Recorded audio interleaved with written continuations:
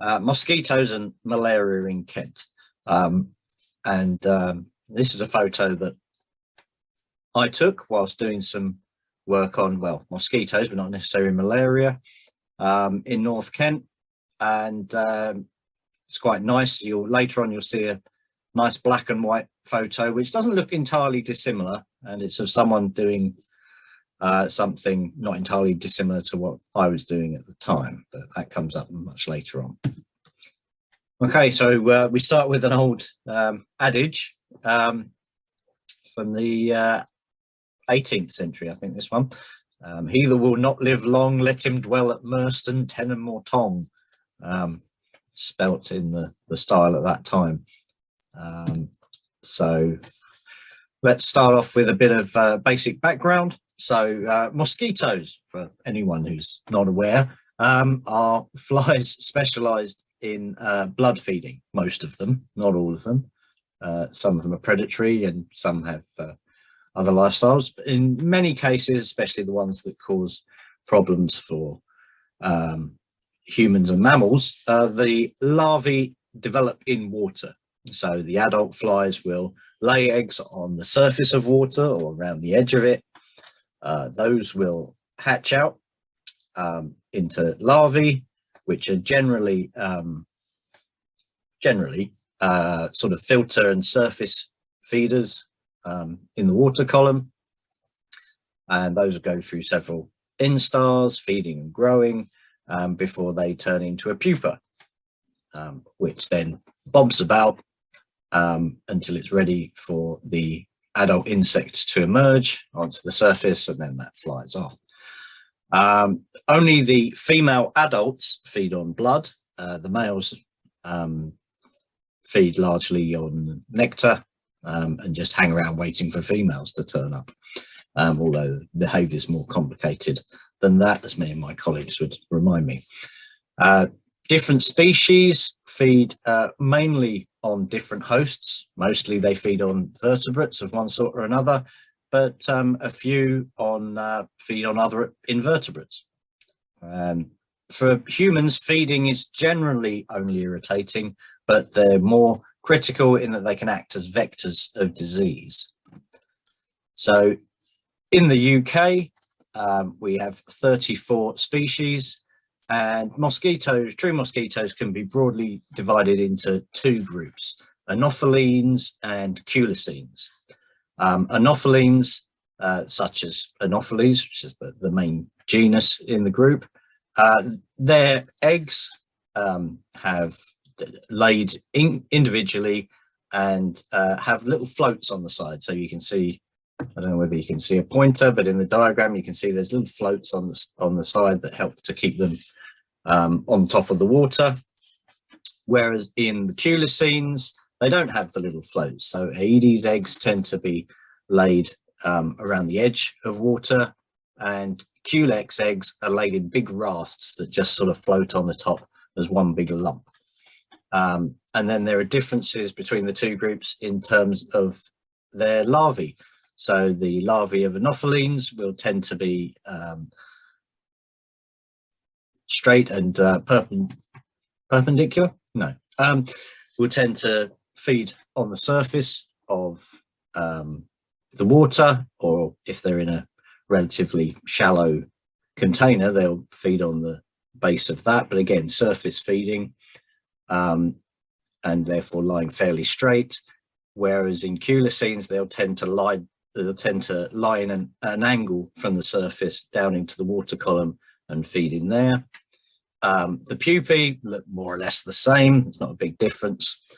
But the easiest thing to see is in the female adults, where in anophelines, when they're resting on a surface, they'll then tend to point their backside up in the air, and the proboscis will be in line with the rest of the body. So if they're feeding on you and the back end is sticking up, then that's probably an anopheline. Whereas in culisines, the proboscis will be pointing downwards, whilst the rest of the body is at a different angle. So if you're unfortunate enough to see a mosquito feeding on you, you can start to differentiate which sort it is based on that posture. So there's 34 species recorded in the UK, 5 Anopheles, and there are Anophelines, and then the rest are all Culisines of one sort or another. 20 of these species bite humans. Most biting that occurs outdoors is probably by Aedes species, but it's the Anopheles that are the potential vectors for malaria.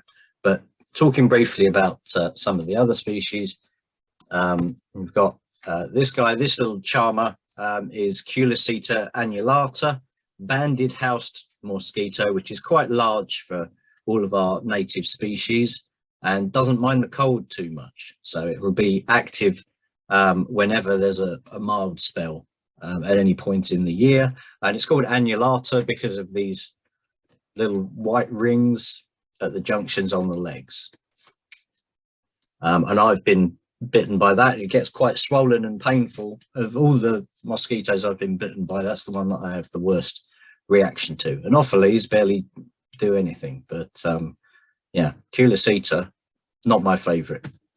And then another one that might be biting indoors is Culex pipiens, common house mosquito, relatively small, but relatively broadly established, and yeah, likes to bite people.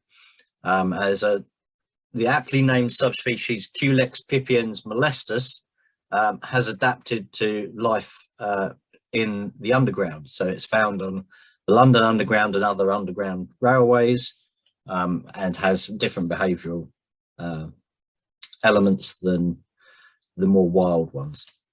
So the first time I gave this talk was at Maidstone Museum, and then on the same day I went and found one in the staff toilets there. So, you know, they can occur almost anywhere in case of Culex. So back to malaria. What is malaria? Well, if you don't know, it's a unicellular protozoan parasite. It's not a virus. And there is a malarial cycle that it needs to, that the parasite needs to go through, where some of its development happens in a host, some of it happens in the vector, which then spreads that to a new host, and more development carries on. But in both cases, that development takes time in the host and the vector. The form of the parasite changes as it migrates through the body, both of the mammal and of the mosquito. So if you look at this diagram down the bottom, you've got an infected mosquito turning up. It bites a host, let's say it's a human, and injects a certain form of the parasite. This then moves to the liver, the ones that don't get picked off by our immune system, where they develop into another form. This then goes into the bloodstream, changes into yet another form, and infects red blood cells. And this is where we start to get an immune reaction, and we start to get sick, is because they go into red blood cells, produce more individuals of the same form. The blood cells rupture. These then infect other blood cells, and so on and so forth. Now, some of the some of the parasites being produced at this point form into male and female forms. It's those that will then be picked up by another mosquito when the host gets bitten again.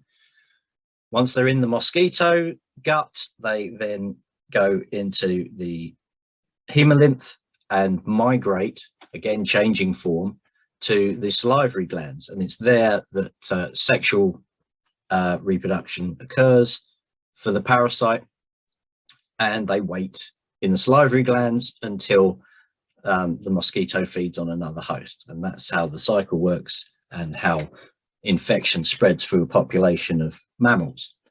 Now, three most significant types, and certainly for the purposes of this talk, you've got Plasmodium falciparum, which is the tropical form and the most lethal form of malaria that most often results in death. But you also have Plasmodium vivax, which is a northern hemisphere species, and can develop in temperatures as low as 15.5 degrees in the mosquito. and is less lethal. There's also Plasmodium malariae, which produces a chronic infection that can reoccur over many years in the same host, but the effects are reduced. So it may be less common, but it may also be less commonly reported because the effects aren't so bad. So malaria was once indigenous to the coastal and estuarine marshes of England.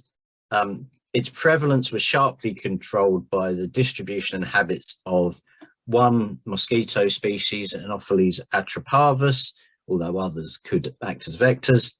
And malaria had a profound effect on the marshland populations of this country for several hundreds of years. So you can see here, you've got Lincolnshire, Cambridgeshire, Norfolk badly affected, South Essex, Kent round into Sussex, and then a couple of other areas further west. I mean, incidentally, these are also major cabbage growing areas, but that's one of my other obsessions and not particularly relevant to this talk. But this wasn't an ancient situation. During Saxon times, the site of St. Werburgh village was the local capital of the Mercian conquerors of Kent. And Cliff was a flourishing port in the time of Henry V and Edward III. So you can see there, you know, people building monasteries in various places all around the coast. But the building of sea walls occurred in many of these areas between the 13th and 16th centuries, transforming tidal saltwater marshes to freshwater, which was often badly drained. We're in the period known as the Little Ice Age, so maximising productivity became increasingly important from the 13th century. So people were looking for more grazing land. So, you know, they created good breeding opportunities for mosquitoes, but due to generally cold summers until the 15th century, malaria was unable to have a significant impact on populations. It was after that that many of these locations fell out of favour. And it's in the early modern period, so Tudors onwards, roughly, that malaria became endemic in the UK, so from the 15th century, and certainly in North Kent from the 16th century. Now, the term malaria comes from the Italian for bad air, reflecting the historic belief that the disease was caused by the noxious vapours that just arose naturally from the muds and stale water of marshes. The term malaria itself was not introduced into English medical literature until about 1827. Before that, the residents and visitors described the marsh fevers in these districts, variously calling them agues, intermittent fevers, tertian fevers, or quartan fevers. So those last two indicating fevers that occurred either every third or fourth day. And the 4-day fevers are associated specifically with Plasmodium malariae. So that suggests that there were more than one species of Plasmodium present. So this is significant enough to be mentioned by Geoffrey Chaucer in the Nun's Priest's Tale, where he describes a tertian fever. I'll try a bit of Chaucerian English, but it's not my forte. And if it do, I dare lay a grota that ye shall have a fever tertana, or an ague that may be your bana. So there you've got two of those terms, your tertian fevers and agues, being committed to sort of greats of English literature. As far as North Kent is concerned, probably the areas of Sheppey and the Hoo Peninsula which suffered the most. And as we said, by the 16th century, an unhealthy situation was being reported on the peninsula. Now, from about 1560s to the 1730s, which was actually the coldest period of the Little Ice Age, malaria was an important cause of illness and death in several parts of England, as we've said already. Transmission only began to decline by the 18th century, which was when the present warming trend was already well underway. So the history of the disease in England shows that factors other than temperature were important in malaria transmission and its impacts. So here's a nice figure. So by the early 19th century, Edward Hasliff was writing of the North Kent marshes, describing the severe agues which the inhabitants are very rarely without, whose complexions from those distempers become of a dingy yellow colour, and if they survive, are generally afflicted with them till summer, and often for several years. So it's not unusual to see a poor man, his wife, and whole family of 5 or 6 children hovering over their fire in the hovel, shaking with an ague all at the same time. And here's a sort of visual, semi-comic illustration of that. Over on the left, you've got this, I don't know, sort of looks a bit like a nematode, but sort of snaky character, gripping on the poor sufferer, but with skeletal fingers on the joints, and he's trying to get himself warm. But then also you've got the hairy guy in the middle, which presumably describing the fever and all of the other discomfort. So, and by this point, when comparing the English marsh fever with the notorious tropical fevers that were becoming more and more familiar, they noted that whether on the marshy coasts of Essex and Kent or the more dreadful banks of the Gambia and Niger, it is not improbable that the fever so destructive to European life is of one character. So, you know, there's a recognition there that the malarias was potentially similar, even though geographically distant.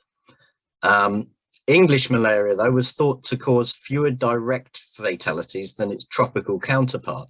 And almost always when marsh malaria destroys life in the English climate, it is by secondary and not by primary effects. So in the 17th century, it seems likely that Plasmodium vivax and Plasmodium malariae were the endemic English forms rather than the more fatal falciparum, which wouldn't have liked the weather. The agues that were described could relapse after recovery, as can happen in vivax, whereas patients with falciparum malaria either die or survive multiple attacks, which eventually leave them immune. Also, as I said before, you have both tertian and quartan fevers, which suggests that both Plasmodium vivax and malariae were present at the same time. So malaria acted as a great debilitator rather than a fatal disease on its own, and the weakened state that people found themselves in could lead them to succumb to other illnesses. It was a disease which the people of the marshes constantly had to live with, and which they often had to experience in combination with a host of other infections prevalent in England at this time, including the smallpox, pulmonary infections, and many other fevers. And the marsh folk were generally in a weakened state of health and eventually succumbed to their frequent and intense bouts of sickness. So here is a somewhat poor reproduction from Mary Dobson's paper in 1989, which is excellent and full of wonderful quotes from the historical record. But you can just about see that you've got a lot of those black dots, which are unhealthy parishes, exactly where we'd expect to see them, down in the Romney Marsh and around the Thames estuary. And then you've got the healthy parishes further inland. And we can even look at that in more stark data. Here are some burial rates for Kent and Essex parishes across time. And you can see you've got 2 to 3 times as many dying in marshland parishes as you have in non-marsh. Average crude death rates were as high as 60, 70 or 80 per 1,000. and life expectancy at birth could be little more than 30 years for marshland residents, with nearly half of all recorded deaths occurring at age 10 years or below. Indeed, birth rates rarely equaled or exceeded death rates in some parishes. And to bring it even more close to home, here I am currently sitting in Newington Village in North Kent, and this is the annual burials, according to the parish registers, for two parishes with roughly equivalent populations through the time, Newington and then Stelling up on the Downs, and you can see it's almost double and much more than that in some particular years. And to slightly contradict what I said earlier, different writers have different opinions on climate.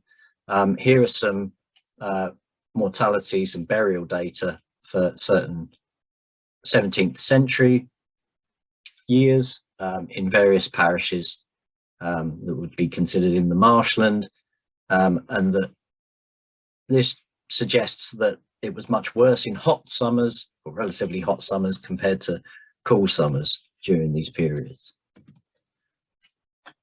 And there's a Dickens connection, as with many things in North Kent. We certainly make that claim as often as possible, especially if there's money in it. But here is a direct connection to Great Expectations. So Cooling Churchyard is the churchyard where Magwitch meets with Pip towards the beginning of the book.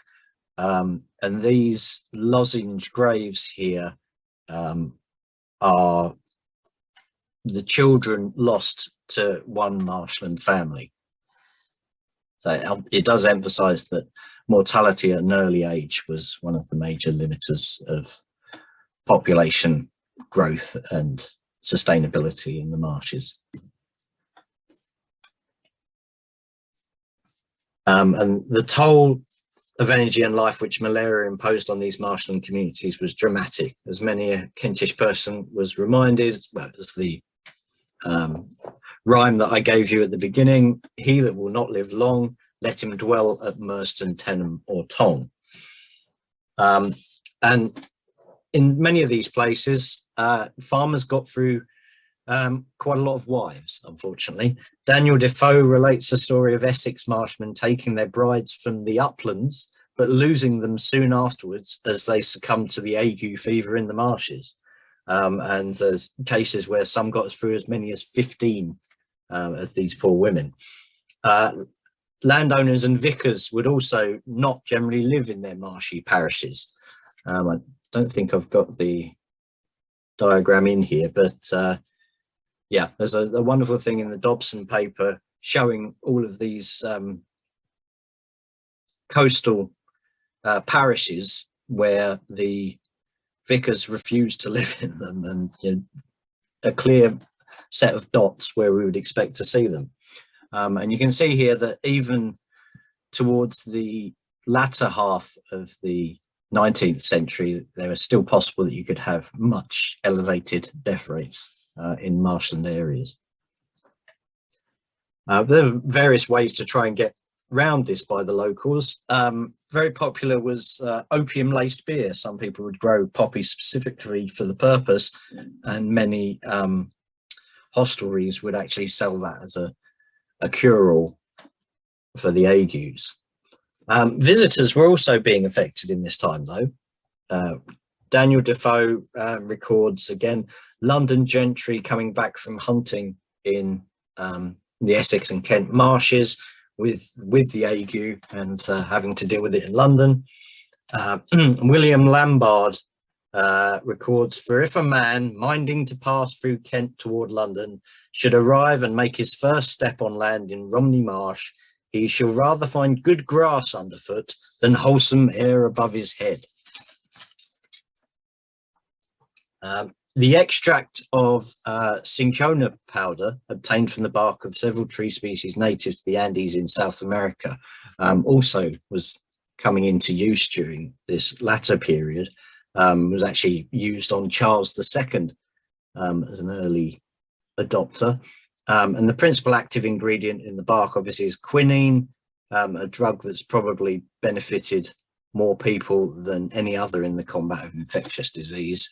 That was first used in England in 1660 and increasingly became widespread, with people in the marshland going to their pharmacists and apothecaries to try and get the white powder to stave off the effects.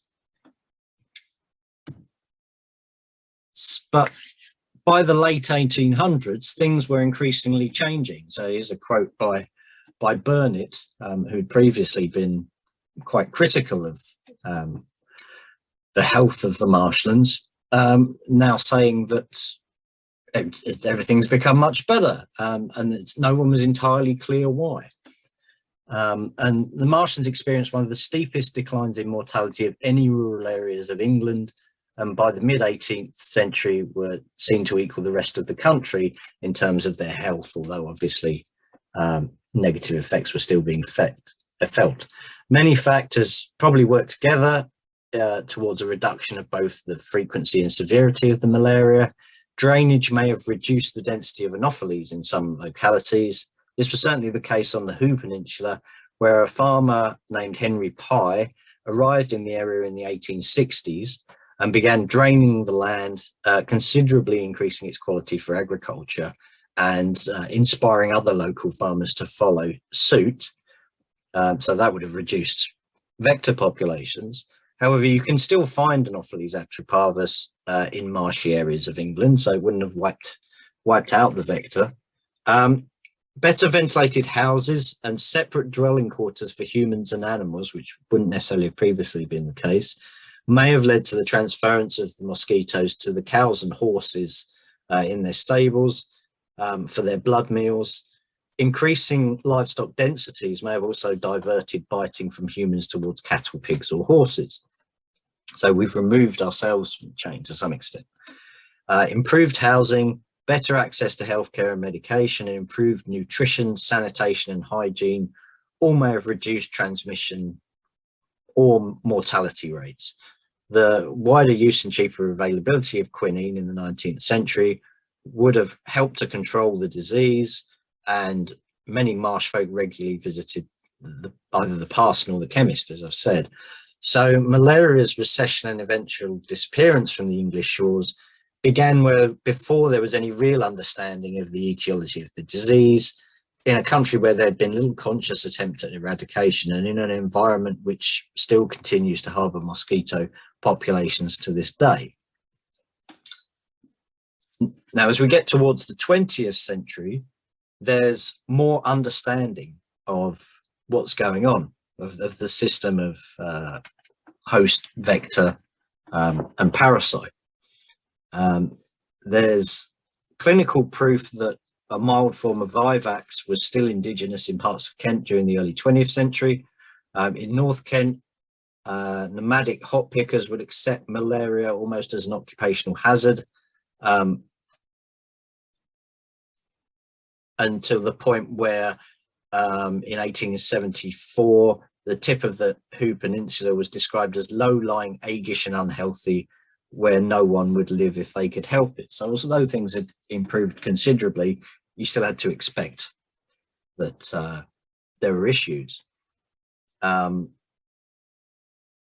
England between 1900 and 1914, only 2 cases of malaria had been observed in soldiers who had never been out of the country, but a soldier from Romney Marsh, found in 1910 to have malaria parasites in his bloodstream, wasn't that bothered. He just protested, it's only the marsh fever. So people had just got used to it in those areas, and the impact on mortality wasn't as great.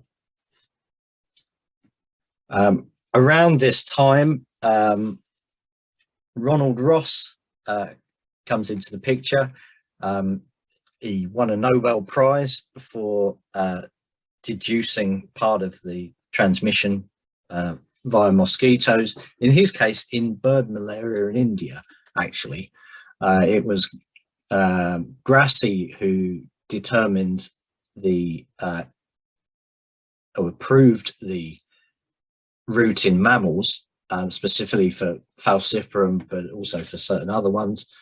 But Ross managed to argue that Grassi was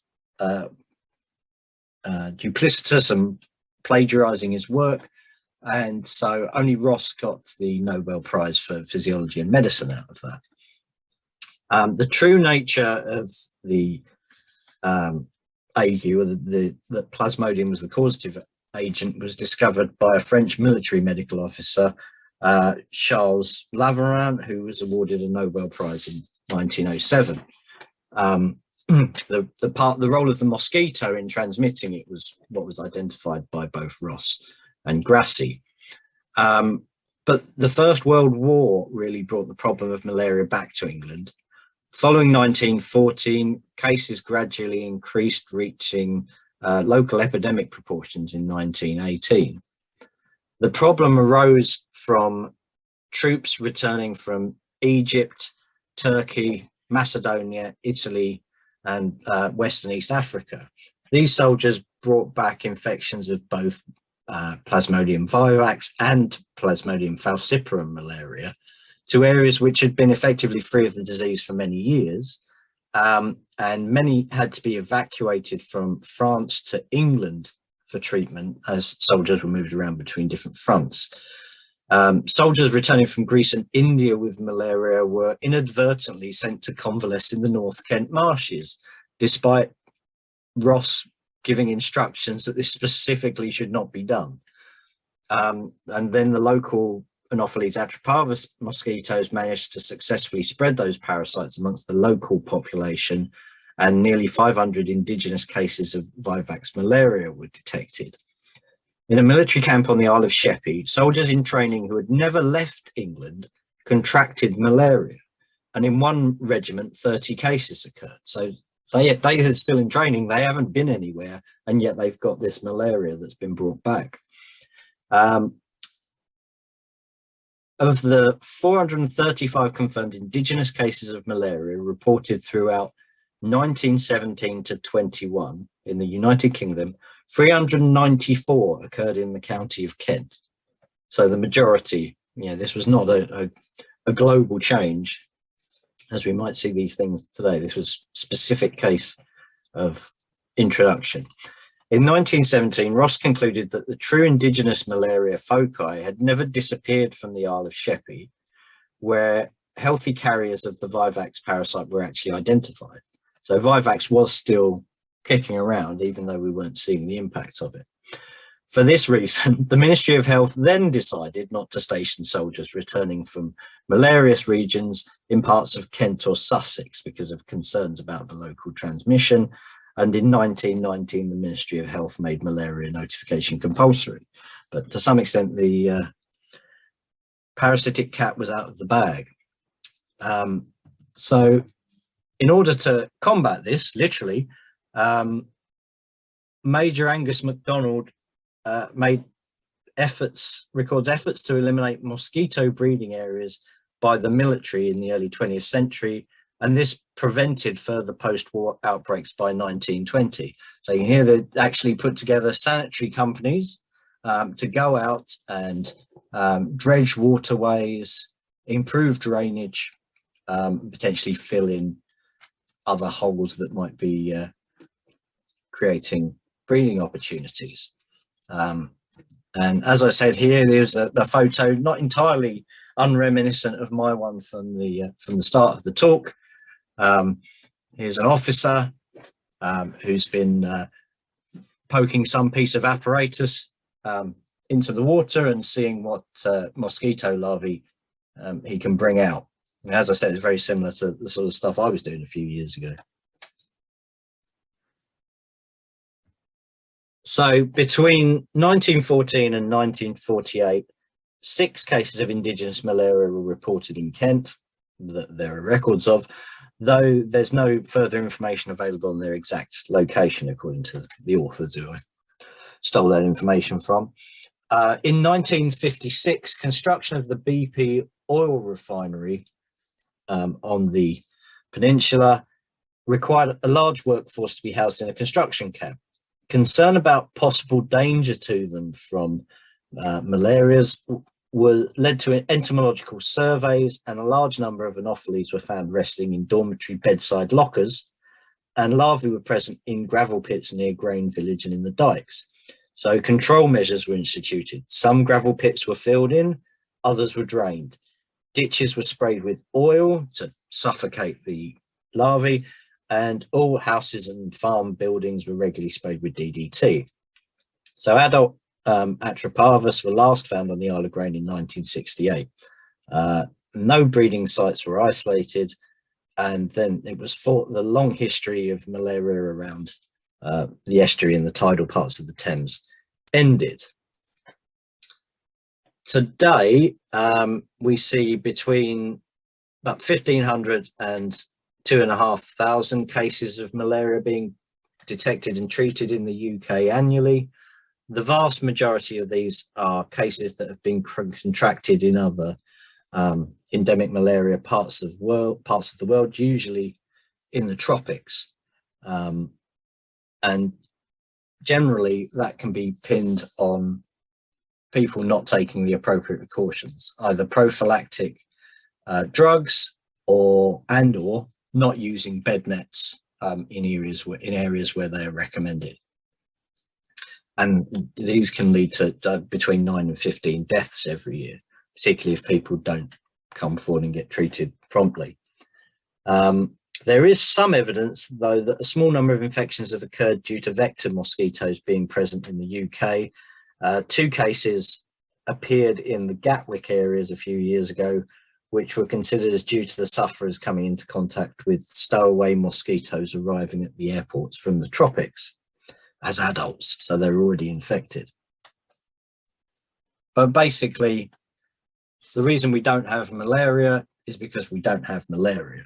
We have potential vectors and we have lots of people, but without the parasite being prevalent and able to spread, it doesn't become a major issue ever at the moment. And here's some modelling that was done by Oxford University, and this shows, there are places where malaria could come in and persist for a number of months, in a particular year, if the conditions were right. But at the moment, we're not allowing that to happen. So that's good. That's the good news bit. The slightly bad news bit is that there are other infections that might be able to come in. So I'll start looking at, talk briefly about West Nile virus. West Nile virus is spread by culicine mosquitoes, and generally it's a bird disease. The birds are reservoir hosts where the parasite develops normally, and the mosquitoes predominantly are interested in biting, that spread it are interested in biting birds. However, if they get desperate or just fancy a change of diet, they may bite horses or humans. In horses, it can be quite severe and lead to death. But in humans, it's less severe, not if you're one of the small percentage of people that develop serious symptoms or potentially die. But it's something we want to avoid coming in. It's been a big issue in North America once it arrived there. So we've got a number of potential UK vectors for West Nile virus. Generally Culex modestus and Culex pipiens. And there's Culex pipiens again, that we met earlier. But the big one that's interesting is Culex modestus. This species is locally abundant around the Mediterranean and in Southwest Asia, but has been increasingly turning up in Northwest Europe in recent years. In the UK, it was only previously recorded in Portsmouth for a couple of years, but didn't seem to establish. So it probably came in on ships. Like Culex pipiens, it mostly feeds on birds, but also like pipiens, it will readily bite mammals. And it breeds in fresh or brackish water, and can overwinter as adults in vegetation. So pre-2010, this is the map of distribution for this insect, believing to be absent from the UK except for that Portsmouth record. And recently, if you look at France, you can see the data is indistinct, but it's recently been found to be present there as well. Oh, wrong way, sorry. And some work was done by Nick Golding in the area on Sheppey and on the peninsula, and also in Essex. He put out a number of traps in different areas, both in marshland areas, but also in some urban centres, to see what sort of mosquitoes you could trap. And he got records of Culex modestus, somewhat unexpectedly. In a couple of those areas, you can see that's Elmley and that's over in Cliff. And so they did some modelling of where you might expect to find the species in that area based on where he'd found it. And you can see this is sort of a heat map of where the species would be most likely to turn up. So off the back of that, more surveys were carried out, and Public Health England led that, but they came to the University of Greenwich, where I work, and spoke to our mosquito experts there, who are mostly experts in tropical mosquitoes, but they got some existing techniques and went and put them out in the field. So we went to various nature reserves and marshland areas and used two methods. So adults were caught using this thing here on the left, is a mosquito magnet. Basically, you stick a colour gas canister to it and it burns some of that to produce CO2. You also put a lure into that, and then it's basically a suction trap. So the mosquitoes get enticed into that little black bit on the left at the front, and then they get sucked in, and they all end up in a big bag inside the main body of the trap there, and that can be left to run for a prolonged period until the gas runs out effectively. And you just go back to it periodically and remove the catch and take it away for identification.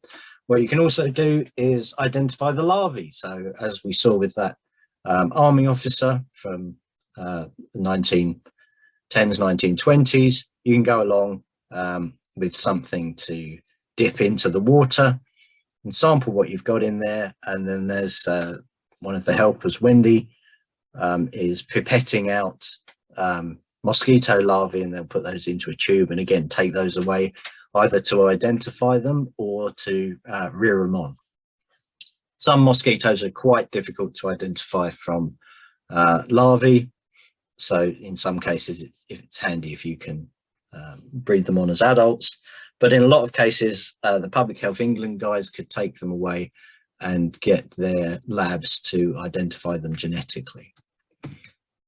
So off the basis of that, we went back and we found several more positive survey locations. Northwood Hill, we found some. We found them again at Cliff, also at Elmley, and what are those other areas? I think that's the one on the right is near Faversham, and the one on the left is, I can't remember the name of the marshes there, but yeah, we found it in a number of locations. And they also, Public Health England also found it in Cambridgeshire in the little insect map. You can see that down here, and also in Dorset. So, you know, they're showing that modestus had not disappeared. It was actually still present, as Ross was saying in the early 20th century about Anopheles atroparvus. But don't panic. We're not all about to contract West Nile virus. So Culex modestus obviously is attracted to traps. That doesn't necessarily mean that it's out there and likely to start biting humans when we all go to visit Cliff Pools or Gunpowder Works. Adult mosquito samples that have been collected through these various projects have been screened for West Nile virus and also Usutu virus, which is another thing that culisines can spread, and none was found. Because the concern is that the birds could be bringing in the virus as a reservoir, and then the mosquitoes will be able to spread it to horses and humans. But none's been found in humans, horses or birds during any of the UK surveillance. And another advantage is that there is a low human population density in these habitats. However, as I've said, a lot of these areas that we're looking at are renowned migratory bird hotspots, especially around Cliff and a lot of the other areas of the North Kent coast. And Culex pipiens is both common and an enzootic vector. We know it doesn't mind biting humans, so that increases the chance of spread should it pick up the virus. And there's also the threat of development, and I think at one point we were very concerned about Boris Island. He seems to have forgotten about that for the moment with all his partying, but that is still a potential concern. If we build right up to the edge of marshes or try and reclaim marshes for development, you could be putting people in the path of potential infections, whereas before it would just die out on its own. In light of this, well, before this, but also in light of many of these issues, what was Public Health England is now the Health Security Agency, I think. Change of name, but fortunately they haven't got rid of all of the good personnel there. From 2005, there was a sort of passive mosquito surveillance program where people were encouraged to send in samples. But from 2010, active mosquito surveillance was conducted at a number of UK sea and airports. Vector species identified through modelling, as we've seen, and UK-specific ecological reviews were then also targeted at an additional 10 nature reserves across England. And any unusual findings were followed up through targeted field surveys. And there's now a growing network of locations that are being used to surveil for existing mosquitoes that might be vectors, to find out whether they've picked up any of the pathogens that we're concerned about, but also to look out for invasive mosquitoes. So here's a picture. I think this is the 2019 network. I don't know where it is now. Obviously, COVID may have messed around with quite a lot of these things, but you can see there's a variety of different sorts of location and habitat that are being looked at. This is mainly concerned with human activity, but there are also, I know that Cliff still has a monitoring station set out in the reserve to try and pick up things. But this network's only increasing, or it was only increasing up to 2019 to try and catch where these things are coming in as we learn more from what's happening on the continent. And one of those things that we're particularly concerned about is this very attractive, to my eyes anyway, creature, which is the Asian tiger mosquito Aedes albopictus.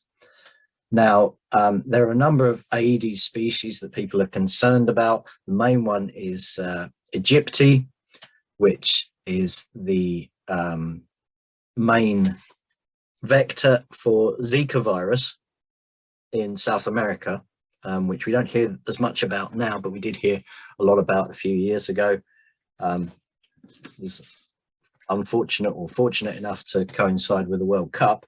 We don't particularly need to worry about Egypti in Northern Europe, but albopictus eggs, unlike Egypti ones, can overwinter and survive quite low populations. It's renowned for breeding in stagnant water in vehicle tires. So as vehicle tires get transported around the world, either for their own good or just as ballast or whatever, that presents a risk of moving these mosquitoes around in whatever form. Containerized transport as well, and we're all well aware is a big issue.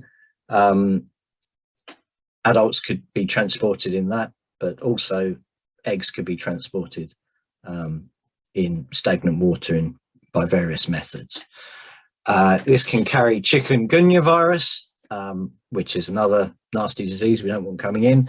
And albopictus, after its introduction, has been implicated in the transmission of Chikungunya in Italy. A small number of cases have been diagnosed in air travellers coming back into the UK. So again, we might bring the disease in, and we might also bring the vector in, and then the two might be able to interact to cause the disease to spread. As I said, the mosquito is not native, but it may be transported into the UK. And the surveillance that's being carried out that we saw in the previous map is focused partly around tyre imports and at service stations using larval sampling and overposition traps. And okay, there's some of this is about Modestus, and so those three items are about Modestus from a few years ago, and then these ones are about albopictus. So Asian tiger mosquito was found in Kent near Folkestone initially, and I think was been found for 3 years, and it's found 2 years at truck services in Ashford, which obviously is something that has grown over the last couple of years. So, you know, Ashford is the South's car park or truck park now. So the probability of these things coming in and being able to breed is, you know, increasing over time. But again, you need the parasite, you need the mosquito, and you need us not to be doing very much about it before we can have any big problems. So again, don't panic. And people, as well as this surveillance, the government is also looking at how our existing wetlands and how our housing developments and commercial developments also affect mosquito populations. And if you're still interested, there's a project it's been finished a couple of years, but Wetland Life was, again, Public Health England working with various universities, going out and doing sampling within nature reserves to see what's happening there, and other drainage works associated with developments to see what mosquitoes are present and develop survey methods for that. And it also looked at you know, the social importance of wetlands, and there's even an art component imposed included. So yes, that's something to look at. So, you know, as well as doing the surveillance, we're also looking for evidence of what's there. And then just usual acknowledgements for this is for the Modestus part of the project and various organisations that funded it, and a whole load of references if you're interested.